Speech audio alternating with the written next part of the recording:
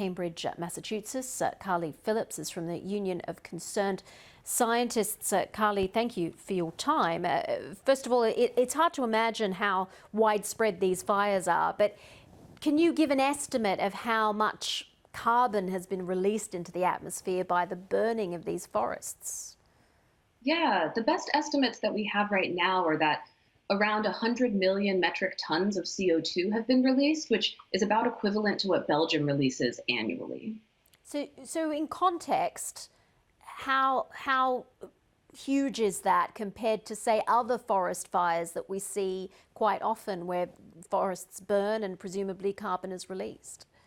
Sure. So, all forest fires, when they burn vegetation and soil, are going to release some heat trapping gases to the atmosphere.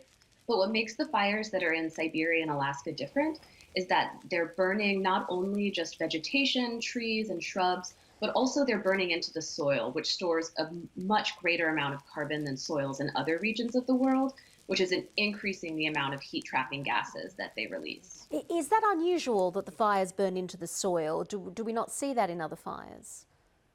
In other fires, they might burn into the soil, but the soil is really different in these regions. So the soil is often peaty and mucky, and it has a strong organic component, so partially decomposed sticks and leaves. So the carbon content generally is just much higher in these soils. So when they burn, we're seeing different results.